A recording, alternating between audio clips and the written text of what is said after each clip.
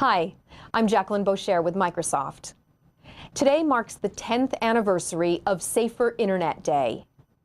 And while the mission of keeping people safer online hasn't changed, the technology and access to the Internet have changed significantly. Indeed, technology is becoming more and more mobile. While people have taken steps to protect themselves on their desktop computers, have these practices made their way to tablets and smartphones? The answer may surprise you. The latest Microsoft Computing Safety Index shows that while we've come a long way, there's still much more to be done. Joining me today are three experts. Dave Miles from the Family Online Safety Institute, Marsali Hancock from iKeepSafe, and Larry Magid from connectsafely.org. Dave, let's dive in. Please tell us what people are sharing around the world with you are their latest, most significant concerns related to online safety. Yes, I think overall, certainly in Europe, Middle East and Africa, what we're seeing is a great deal of commonality between that and what's being seen in North America in terms of issues around cyberbullying, personal privacy and so on. But I think the reality is that it actually masks a more subtle switch around the school-age teen transition, in as much that parents are clearly having more and more of a conversation with children, particularly as they get towards teenage years, and that actually they're opting to have a more trust-orientated environment that is much more filter-free. Now let's talk with Marsali. Marsali, our study showed that people are quite concerned about online scams and identity theft. Besides the well-known practices of using antivirus software and always having your firewall turned on, doing automatic updates, what else can people do to help protect themselves? Well, I think it's important that we recognize that our own identity and our own information is actually valuable. And as a parent, and we look at from a family situation, our children's unused credit is very valuable for criminals. So recognizing that what we post online and with whom we communicate actually does impact not only our future academic or employment opportunities, but also potentially our credit and our financial ability. So really respecting ourselves and respecting others and looking at the potential value of our own identity on the web, I think is one of the most helpful foundational skills. Larry, one figure from the survey really jumped out at me, that less than a quarter of respondents said that they review their location and their privacy settings on social networking accounts. Why do you think that number is so low? And two-part question, what might we do to be able to increase it?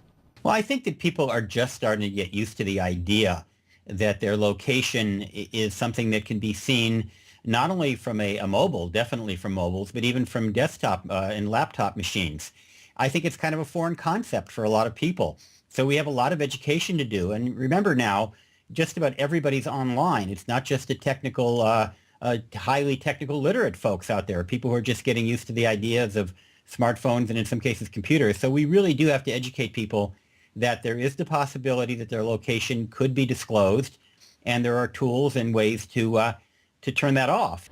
The theme for Safer Internet Day 2013 is Connect with Respect. With that in mind, my question for the panel is this. What kind of social evolution have we seen in terms of online communications? Put another way, are we really connecting with respect? Certainly in developing countries, connect with respect has a lot to do as well with respecting cultural norms and faiths. And I think that's a really key point that we don't see so much in Europe and North America. The use of social media, the use of video, people's rights of expression are very, very closely held by often conservative societies. So there is a real need to be sensitive to that. And I think those countries are working through those issues by developing their own local content and by being proactive in that area. And I think that's a really encouraging stage. And I think you'll see that reflected in the index in coming years. The good news is you have the capacity to create a positive digital reputation, which actually will impact you in positive ways the rest of your life. The hard news is that how you communicate and what you share also creates a permanent record that can be very hurtful and actually eliminate some opportunities in the future that you're really hoping to have. A lot of these issues between people, they're not resolved by law enforcement. They're not even resolved by system operators, the people who run the services. They can be resolved by people. And At the end of the day, social networking and online communications is a people issue. It's a communications issue. Dave, Marsali, Larry, thanks so much for joining us on this Safer Internet Day. And more importantly, thank you for all the work that you do. For more findings from the Microsoft Computing Safety Index, please visit Microsoft.com/security. Remember, taking action on internet safety shouldn't just happen one day a year.